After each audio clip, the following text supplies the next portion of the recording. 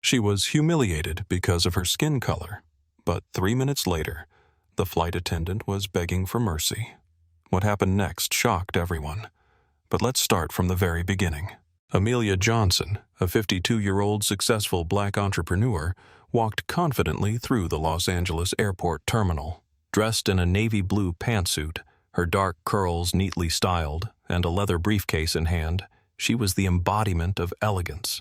This flight to New York was just another business trip. She expected nothing but a smooth and comfortable journey. As she boarded the plane, Amelia made her way to the business class cabin, found her seat, and began settling in when she heard a voice behind her. "Excuse me, ma'am, but perhaps you've mistaken your class." The voice carried a slight smirk. It belonged to a white flight attendant, around 30 years old, with a name tag that read Lauren.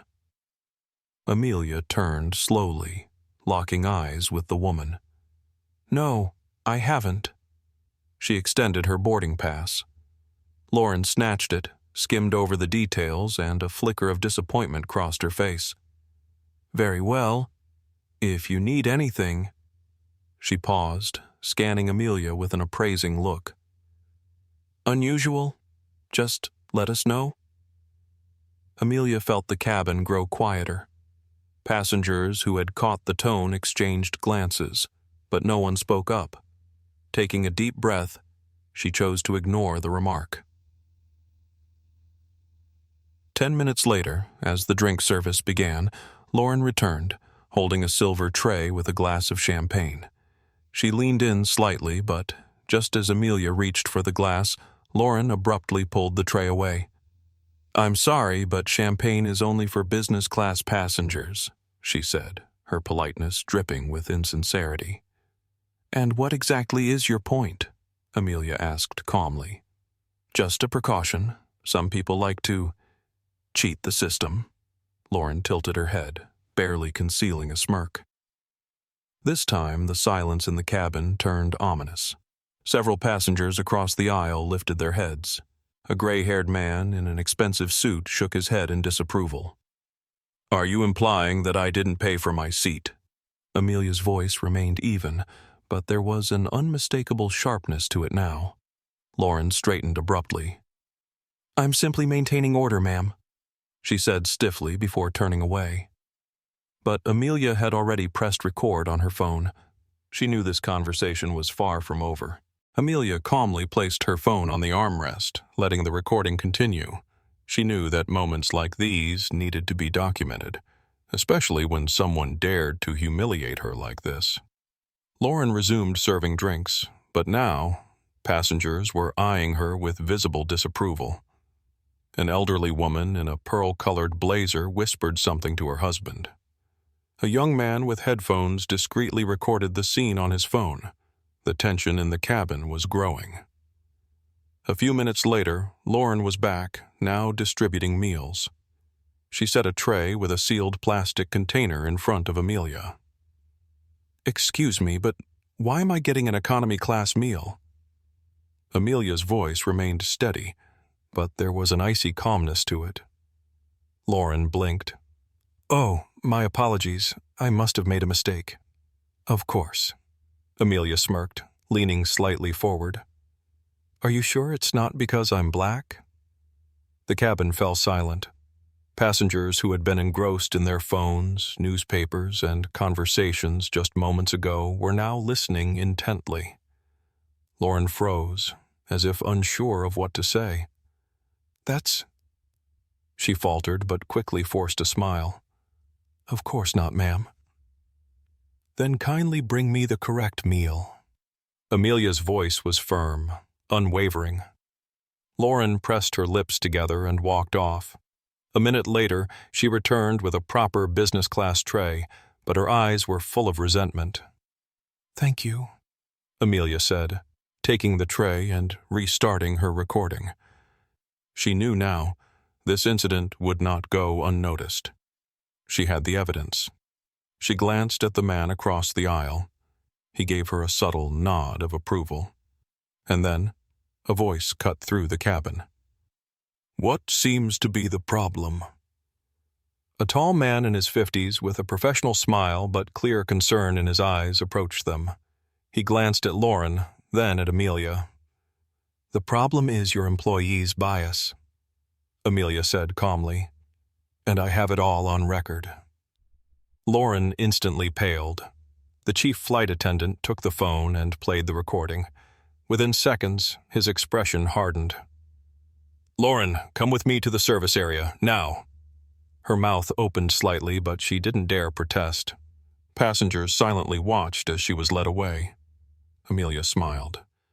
This was just the first step. Amelia leaned back in her seat, calmly sipping her champagne. The cabin remained tense. Passengers exchanged glances, whispering about what had just happened, some discreetly recorded on their phones. A few minutes later, the chief flight attendant returned, his face a mix of irritation and caution. Behind him, Lauren trailed along, her shoulders tense, fists clenched. "Ms. Johnson," the man leaned in slightly, lowering his voice. "On behalf of the airline, I extend our deepest apologies for our employees' inappropriate behavior." He shot Lauren a hard look, and she immediately shrank. "Lauren?" His tone was absolute. Lauren swallowed, her lips trembling.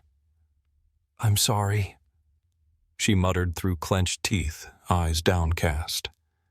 "What was that?" Amelia's voice was icy. "I'm sorry, ma'am," Lauren said, slightly louder.